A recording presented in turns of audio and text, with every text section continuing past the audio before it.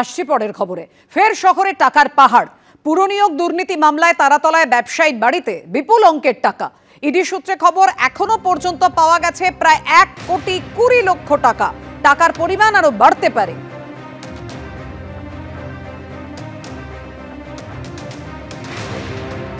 কথা বলবো, আমাদের সঙ্গে রয়েছেন আমাদের প্রতিনিধি প্রকাশ সিংহা। সরাসরি প্রকাশ, এখনো পর্যন্ত গণনার কাজ চলছে, এই বিপুল পরিমাণ টাকার উৎস কি?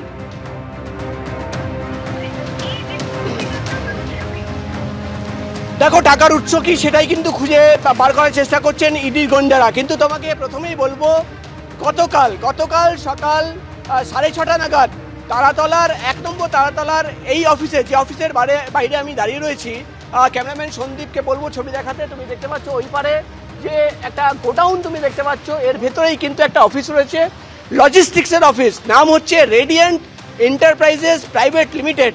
এবং এই অফিসে পৌঁছে যান ইডির গোয়েন্দারা। যেটা ইডি সূত্রের খবর, যে এই অফিসের ভেতরে টাকার পাহাড় পাওয়া গেছে। গতকাল রাতে তল্লাশি অভিযান চালিয়ে সারা রাত ধরে টাকা গোনা হয়েছে। এখন পর্যন্ত 1,20,00,000 টাকা বাজেয়াপ্ত করা হয়েছে, এমনই খবর আমরা ইডি সূত্র মারফত জানতে পারছি। এবং এই টাকার অঙ্ক আরও বাড়বে। অর্থাৎ ইডি আধিকারিকরা মনে করছেন যে শুধুমাত্র 1,20,00,000 টাকা নয়, এই টাকার অঙ্ক আরও বাড়বে, অর্থাৎ প্রায় 2 কোটি টাকার কাছাকাছি যাবে তাদের অনুমান। কিন্তু কোথায় থেকে আসলো এই টাকা? এই অফিসের যিনি মালিক, ব্যবসায়ী গৌতম ঢান্ডানিয়া, তার সঙ্গে এবং তার কর্মীদের সঙ্গে জিজ্ঞাসাবাদ করা হচ্ছে টাকার উৎস কি, কোথায় থেকে এত বিপুল পরিমাণে টাকা এই অফিসের ভেতরে এসেছিল সেটা খুঁজে বার করার চেষ্টা। এবং যেটা ইডি সূত্রের খবর, পুরো নিয়োগ দুর্নীতির মামলার তদন্ত করতে গিয়ে একাধিক সূত্র তথ্য পাওয়া যায় এবং এই অফিস এবং এই অফিসের ব্যাংক অ্যাকাউন্টের সঙ্গে বেশ কিছু লিঙ্ক পাওয়া যায়। এবং সেই সূত্র ধরেই গতকাল সকালবেলা পৌঁছে যান ইডির আধিকারিকরা। এবং তারপর প্রায় 28 ঘন্টার বেশি সময় হয়ে গেছে, প্রায় 29 ঘন্টা এখনও কিন্তু তল্লাশি অভিযান চলছে। টাকার গোনার মেশিন আনা হয়েছে। এখন পর্যন্ত সারা রাত ধরে তল্লাশি অভিযান চালিয়ে 1,20,00,000 টাকা বাজেয়াপ্ত করা হয়েছে। এবং এই টাকার অঙ্ক আরো বাড়বে। কোথায় থেকে টাকা, একেবারে অর্থাৎ এই টাকার পরিমাণ আরো বাড়তে পারে বলে জানা যাচ্ছে, কারণ গণনার কাজ এখনো চলছে। এই মুহূর্তে তোমায় ধন্যবাদ প্রকাশ। এসআইআর আবহে ফের বিতর্কে খোদ বিএলও। নদিয়ার কৃষ্ণগঞ্জের পর এবার শান্তিপুর ব্লকে বিতর্ক। এখানেও 2002 সালের ভোটার তালিকায় খোদ বিএলওরই নাম নেই। তালিকায় তার পরিবারের কারো নাম খুঁজে পাওয়া যায়নি বলে অভিযোগ। শান্তিপুরের 185 নম্বর বুথের দায়িত্বপ্রাপ্ত বিএলওর নাম রজনীকান্ত পাল। কেন তার এবং তার পরিবারের নাম নেই, সে কারণে ঠিক কি অভিযোগ উঠেছে জানাবেন আমাদের প্রতিনিধি সুজিত মণ্ডল। জানাও সুজিত। এসআইআর শুরু হতেই কিন্তু রাজ্যে ভোটার তালিকা নিয়ে শুরু হয়েছে নতুন বিতর্ক। সেখানে নদিয়ার শান্তিপুর ব্লকে এমনই এক ঘটনা সামনে এসেছে, যেখানে বুথ লেভেল অফিসার অর্থাৎ বিএলও হিসাবে যিনি দায়িত্ব প্রাপ্ত সরকারি কর্মী, নিজেরই নাম সেই তালিকায় নেই, যেখানে 2002 সালের যে ভোটার তালিকা বেরিয়েছে।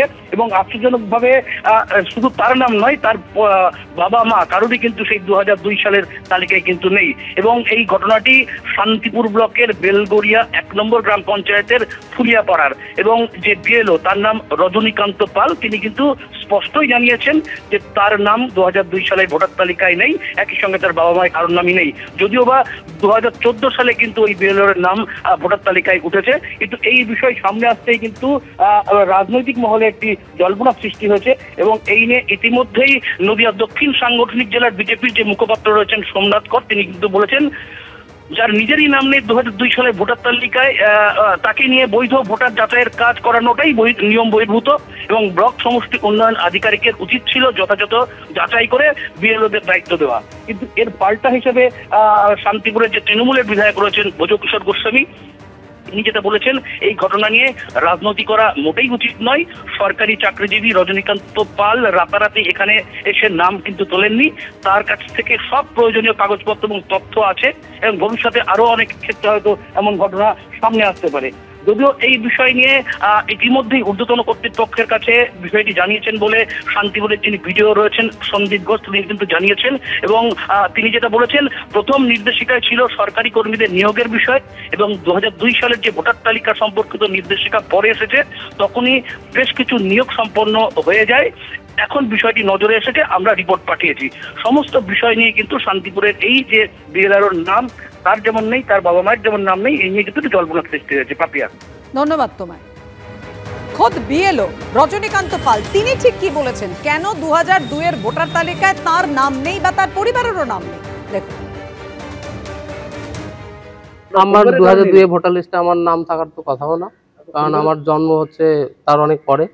পরিবারের নেই, আমার বাবা মার নেই, মা মারা গেছেন।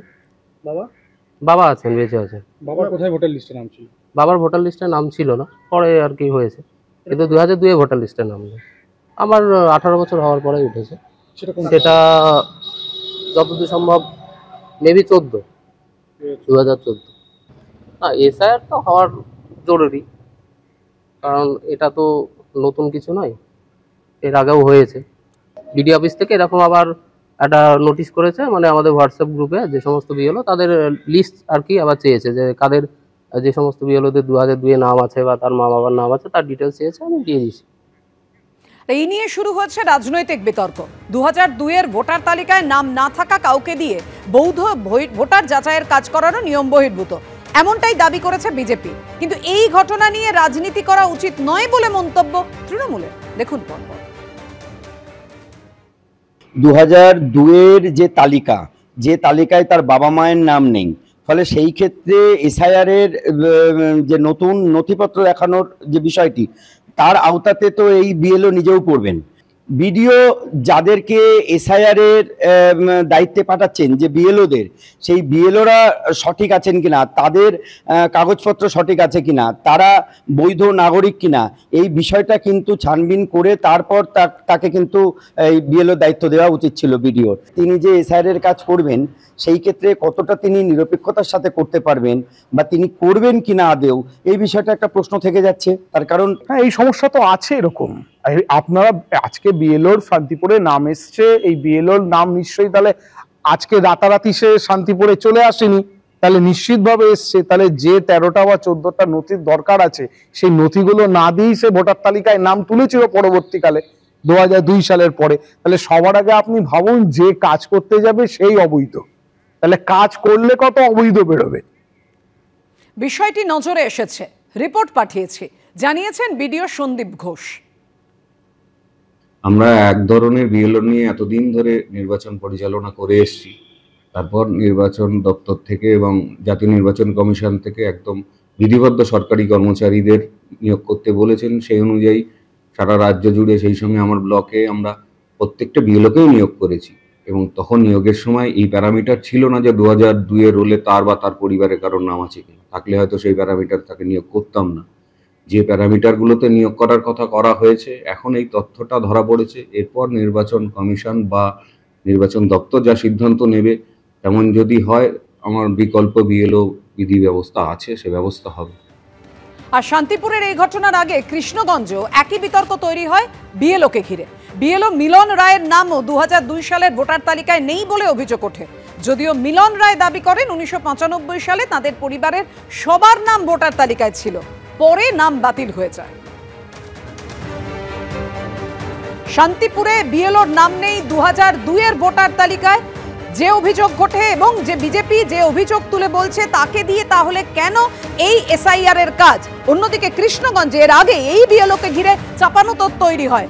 1995 সালে তাদের পরিবারের সবার নাম ভোটার তালিকায় ছিল, পরে বাতিল হয়ে যায় বলে দাবি করেছেন মিলন রায়। অর্থাৎ কৃষ্ণগঞ্জের যে বিএলওর নামে বিতর্ক তৈরি হয়েছিল।